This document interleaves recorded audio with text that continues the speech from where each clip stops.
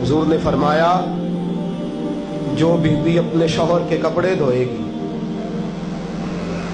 कैसे खूबसूरत जुमले।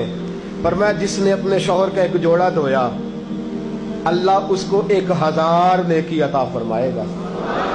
क्या किया इसने जी? और अगर 4 धोए तो, और अगर 10 धोए, जिस बीबी ने एक जोड़ा खामद का धोया 1000 नेकी मिलेगी। फरमाया अल्लाह 2000 गुना माफ फरमा देगा। और जिस बीबी ने एक जोड़ा अपने खामद का धोया, मेरे रसूल पाक सल्लल्लाहु ताला अलैहि वसल्लम फरमाते हैं अल्लाह उसे अपने कुर्ब का 1000 दर्जा अता फरमाएगा।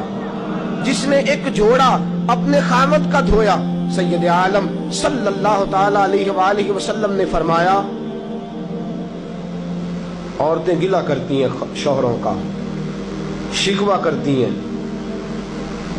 मैं फिर अर्ज करता हूं, मेरी हैसियत एक नाकिल की है, बहुत सी गलतियां, बहुत सी कोताहियां जिंदगी का हिस्सा है। एक नाकिल हूं, बात पढ़ता हूं, आगे बयान कर देता हूं। मैं जदों दी तेरे घर आईया सुख वेख्या ही नहीं। जब दी तेरे अल आईया ना तब वो देखो कितना आला है, वो उसकी बीवी कितनी। हदीस सुनाने लगा हूं। मेरे रसूल पाक सल्लल्लाहु अलैहि वसल्लम ने फरमाया जिस बीबी ने एक दफा कह दिया अपने शौहर से कि जब से तेरे पास आई हूं भलाई नहीं देखी, एक दफा कहा, एक दफा बोली कि जब से तेरे पास आई हूं भलाई नहीं देखी, रसूल पाक फरमाते हैं अल्लाह उसकी 70 साल की इबादत जाया कर देगा। उस औरत के 70 साल के नेक अमाल जाया हो गए।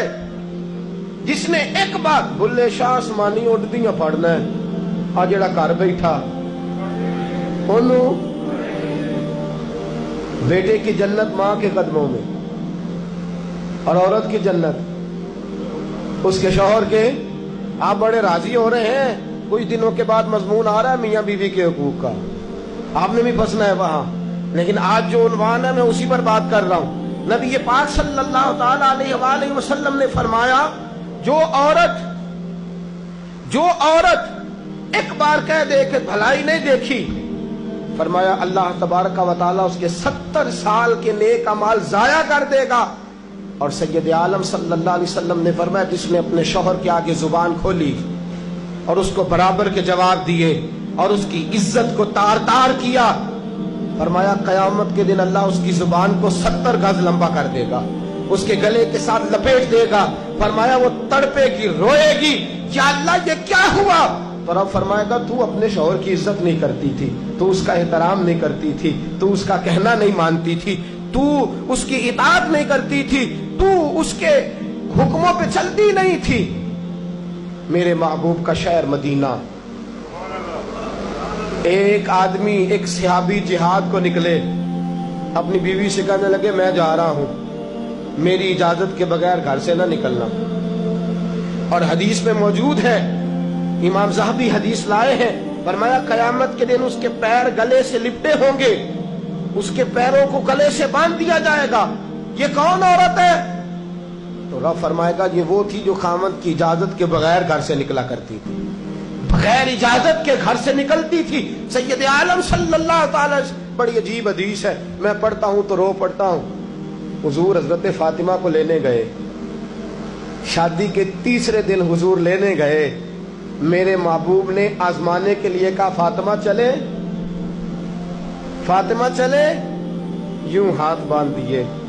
अर्ज की सोनिया बाप भी हैं आप, नबी भी हैं, मेरी जुर्रत ने इनकार की, लेकिन अब्बा जी आपकी जुबान से सुना है शौहर की बगैर इजाजत निकलना नहीं, अगर इजाजत दे तो अली का इंतजार कर लो। इज्जत वाले रसूल की इज्जत वाली बेटी ने जब कहा ना सोने इजाजत दूं दें तो इंतजार कर लो, करीम रसूल की आंखों में आंसू आए। फातिमा कहती है मेरा कच्चा घर, और मेरे रसूल पाक ने अपनी तामत को समेटा, और समेट कर नबी करीम अलैहिस्सलाम कच्ची जमीन पर दीवार से तेग लगा के बैठे।